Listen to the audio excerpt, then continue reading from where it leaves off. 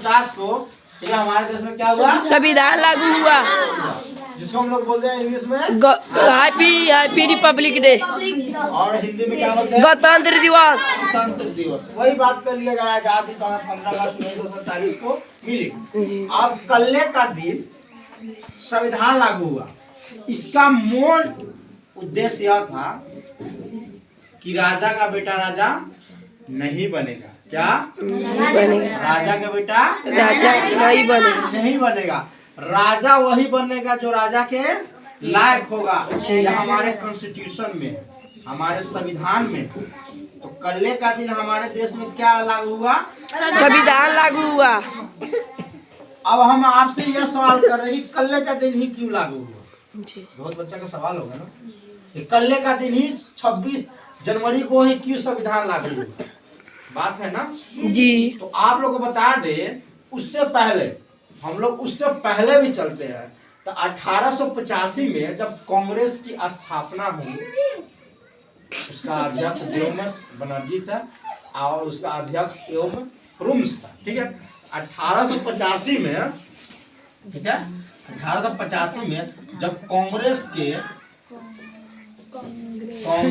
जब स्थापना हुई, ठीक है जी, तो उसका कुछ कारणवश उसको पूर्ण मतलब क्या बोलते हैं पूर्ण आजादी जो मिली ना 1929 में लाहौर अधिवेशन में 26 जनवरी 1929 को, तो कांग्रेस ने कहा जब संविधान सभा में जब पारित हो गया, और कहने का मतलब बेहतर हो गया, पूरी तरीका से बन के रेडी हो गया संविधान, तो उनसे पूछा गया कि कौन सा डेट सही रहेगा, तो कौन सा डेट रखे 26 जनवरी 1950 में। अगर आपसे सवाल भी आ सकता है कि संविधान पूरी तरह कब अंग्रित किया गया, मतलब पूरी तरह संपूर्ण रूप से बन कब गया था, तो कब बन गया था कोई बताएगा। 26 नवंबर 26 नवंबर। कंप्लीट हो गया, समझ में आया? हालांकि इस डेट को एक साल बाद उसको लागू किया गया। ठीक है और आपसे यह भी पूछ सकता है कि संविधान जब बना ना संविधान, तो संविधान सभा में सदस्यों की जो संख्या था वो था 389। कितना सदस्य है? 389 सदस्य। ठीक है कितना से सदस्य। लेकिन हुआ क्या कि जब हमारा देश जब आजाद हो गया, तो उसी रात में माउंट बेचन एक योजना था, जिसके तहत मतलब कुछ पॉलिटिक्स नेताओं ने झगड़ा कराकर इंडिया और पाकिस्तान बनवा दिया, जिसमें से जब हमारा देश आजाद हो गई तो दो हिस्सों में बट गया जी, इंडिया और पाकिस्तान। तो यहाँ पे सदस्यों की संख्या कितनी थी? 389। 389 से घटकर 299 हो गई। कितना हो गया? 299। 299 सदस्य कहाँ हो गया? संविधान सभा में। संविधान सभा में 299 सदस्य को छोड़कर 284 सदस्य साइन कर दिए, पारित कर दिए। क्या कर दिए? पारित। यहाँ संविधान लागू होना चाहिए। तो बाबा साहब ने बोला कि अंततः संविधान कितना भी खराब क्यों न हो किसी भी देश का, अंततः वो अच्छा ही साबित होगा जब उसको चलाने वाला अच्छा होगा। दोबारा लाइन बोलते हैं कि अंततः संविधान कितना ही खराब क्यों न हो, अगर उसको चलाने वाला अगर अच्छा हो तो अच्छा साबित होगा। अंततः संविधान कितना भी अच्छा क्यों न हो, अगर उसको चलाने वाला खराब होगा तो संविधान को बताएगा कि खराब ही है, जो कि गलत बात है। आपको बता दे कि एशिया नहीं पूरा दुनिया का सबसे जो बड़ा संविधान है कहाँ का है? हमारे भारत देश। भारत जो किसने लिखा है? डॉक्टर बाबा भीमराव अम्बेडकर। कि जिसे बदला ना जा सके तो उसे एहसान कहते हैं, जो सबको बदल दे उसे इंसान कहते हैं। किताबें तो बहुत लोगों ने लिखा, जिसे बाबा साहब ने लिखा उसे भारत का संविधान कहते हैं, भारत का संविधान कहते हैं। समझ में आया? जो संविधान जो है वो एक तरह से आप कह सकते हैं कि भारत का आत्मा है। समझ में आया?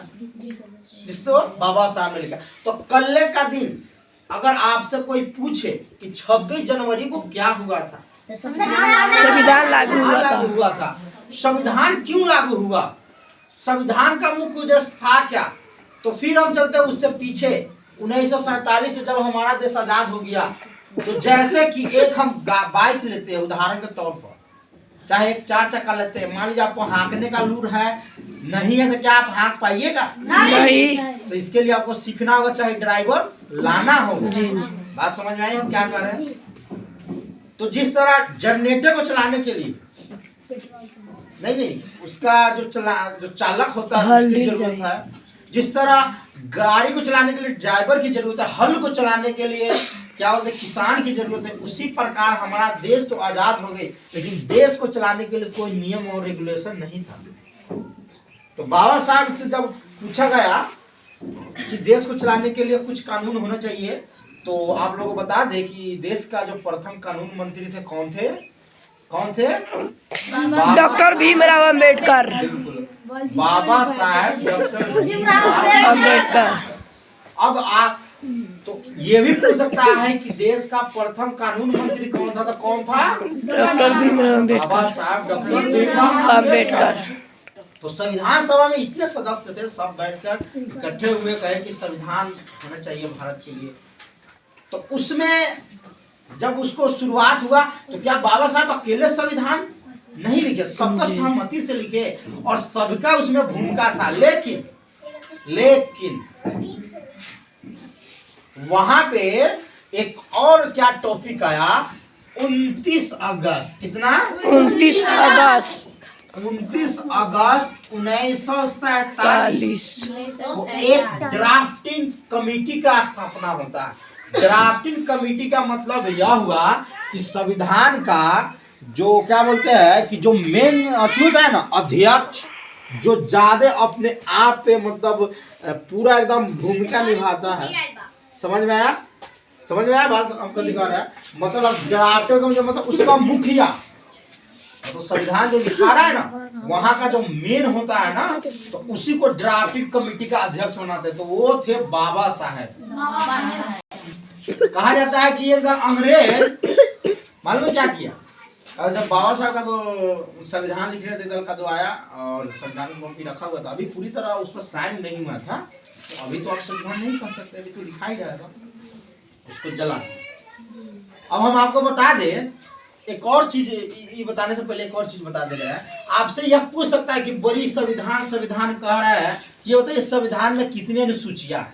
तो ध्यान से बात सुनिएगा, जो हमारा संविधान है भारत का, सभी भारत का जो संविधान है आप सब लिख लीजिएगा।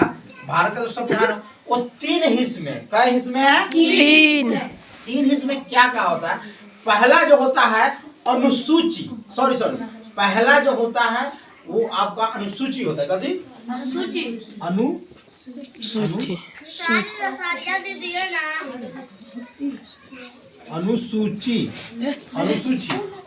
की संख्या पहले था 8। कितना था? 8। पहले कितना था? 8। लेकिन इसकी संख्या बढ़ गया और अब हो गया है 12। कितना हो गया? अब कितना हो गया है? 12। अनुसूची की संख्या कितना है संविधान में? 12। अब आपसे पूछ सकता है भाग कितना है? भाग की संख्या कितना है? 22। संविधान में कितने भाग है? 22। संविधान में कितने भाग है? 22। बहुत अच्छा। अनुच्छेद जिसको आर्टिकल कहते हैं, तो उसकी संख्या कितना है?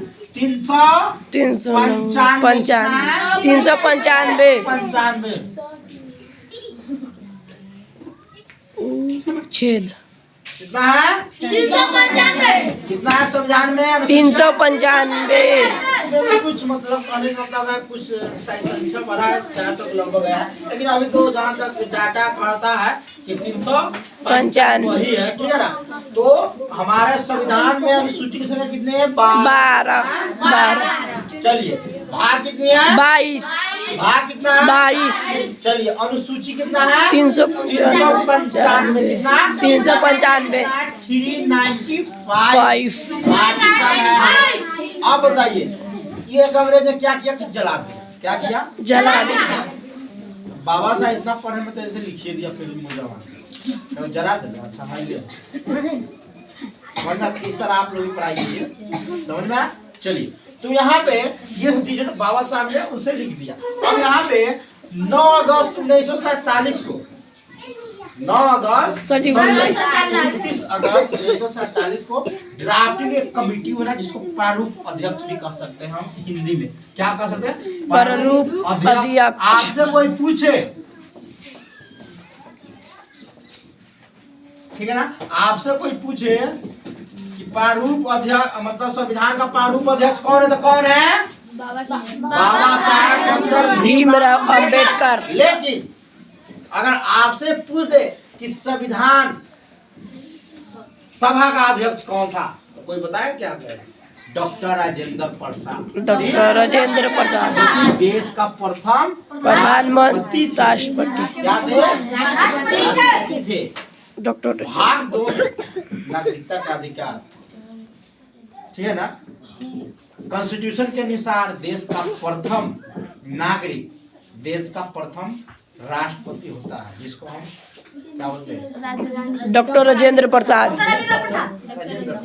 समझ में आई बात जी। तो ये ध्यान रखिएगा। तो प्रारूप अध्यक्ष, ये हमसे एक बार क्वेश्चन पूछा गया, तो हम ये प्रारूप क्या होता है? हम कहते मान लीजिए संविधान सभा का अध्यक्ष डॉक्टर राजेंद्र प्रसाद, प्रारूप संविधान सभा का प्रारूप अध्यक्ष है। हम कहे एक अध्यक्ष तो ठीक है कि डॉक्टर राजेंद्र प्रसाद अब यहाँ बाबा साहब ये सब क्यों दे रहा है? आई प्रारूप क्या होता है? तो प्रारूप मतलब होता है कि मतलब कहने का मतलब है कि ड्राफ्टिंग कमेटी मतलब उसका मेन, संविधान का जो वो बाबा साहब थे, क्योंकि बाबा साहब उसमें ज्यादा लीन थे लिखने में, पढ़ने में। समझ में आया? बहुत कुछ उसमें लिखे हुए हमारे लिए, आपके लिए, जो कि कल्ले है। तो कल्ले आप सभी जाइए और संविधान को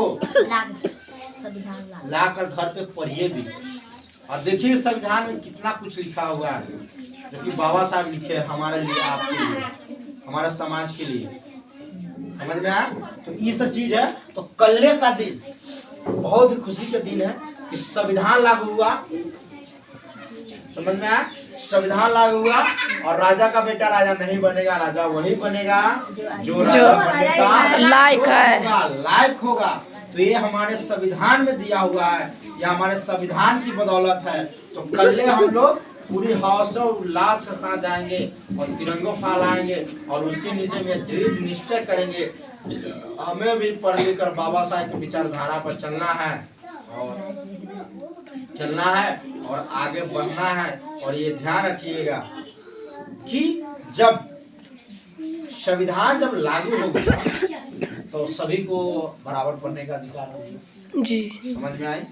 सभी को जब पढ़ने का अधिकार हो गया तो मेरे कथन यह है कि देश कब आजाद हुआ और कब 15 लागू हुआ, बहुत सा बच्चा नहीं, आप लोगों का भी नहीं पता था। पहले हम क्या आप लोगों से पूछे ना जी, पहले पूछे ना तुम लोगों से कि कल का दिन क्या हुआ था, तो आप लोग क्या जवाब दिए हैं कि देश आजाद हुआ था। मतलब 99% बच्चों को पता ही नहीं जाता है कि 26 जनवरी को क्या हुआ था, जो कि गलत बात है। आप लोगों को पढ़ना चाहिए, नहीं पढ़ना तो हम बताया है, आप लोग भी मतलब बताइए दूसरे बच्चों को अगर नहीं पता है तो। समझ में आया? तो आप लोग बताइए। और उसको क्या बोलते हैं, गणतंत्र स्वतंत्र दिवस में बहुत बच्चा कंफ्यूजन होता है। समझ में आया? तो ये कोई कंफ्यूजन नहीं होना चाहिए और एक कंफ्यूजन को दूर कीजिए। और ये सब चीज है, ठीक है, ये सब चीज है। समझ में आया?